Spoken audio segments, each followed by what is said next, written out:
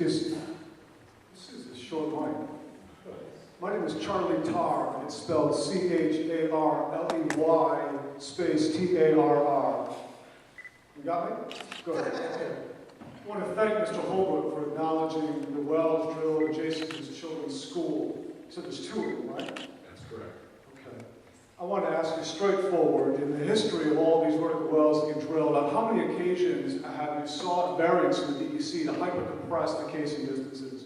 How many times have you had a client that wanted to have 2 or 3 or 6 or 8 wells on a restricted amount of space? And would you be comfortable in seeking a variance to the DEC to, let's say, put 3 additional wells, vertically stimulated, hydrofractured, on top of 2 existing fractured wells in full production with no clarification of the gas? How many times did that happen in the course of your career? Did you frequently obtain such a variance? Let me take a stab at that, because now you're talking about 2 things that really don't apply. You're talking about vertical wells, and when you're looking at... I don't give a damn about horizontal hydrofracture right now. I want to talk about this illustrious history of vertical stimulation that you gentlemen keep talking about. So again, on the school grounds, you're showing the school grounds, here's the hypothetical. We've got 3 hydrofracture wells. Schools don't have any spacing requirements. Okay. Oh, they don't? No. Oh, that's fantastic to know. So you gentlemen would be comfortable then to reduce 726 to, let's say, 3 and change 3 1/4 and frack 3 additional wells?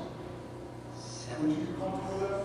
I don't know what you're talking about. I think the standard DEC casing distance is 726 feet. Are you saying that you're comfortable to compress that to 3 1/4? Or would that bother you? I'm curious because that's occurred, and I'm wondering if it would bother you to do that. It all depends. If the wells were already drilled and I can analyze what the stimulation covered in the existing wellbore and how much was recovered from it, and I knew how close I can drill to that and not interfere with that, then that's how I'd satisfy myself of whether or not I can do it. It's basically, an analysis of the historical information from the wells that are already there dictates where you can drill new wells. And what science dictates at which point you're concerned about casing failure in your existing wells? Again, these are in production, you're not clarifying into the gas, you're not using the VTEX. At what point are you upset about the pressure you're adding to the field and the potential for casing failure in your existing wells? Again, it's your kid's school. At what point is that concerned? There's no pressure added to the field unless you go to some secondary or tertiary recovery method. The pressure that's utilized in hydraulic fracturing is utilized to create the fracture and then released. It's like lifting a car with a hydraulic jack. When you turn the jack to release, the car comes down. In the case of hydraulic fracturing, when you stop pumping and release the pressure, the fractures close on the sand, which holds the fractures open. So in an existing brachiated field, you have no problem with fracking 3 additional wells, the distance is, say, 3 1/4?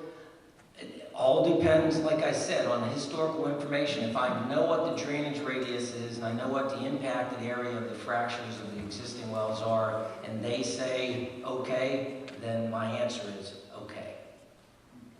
Sir, there's one more question behind you, and then we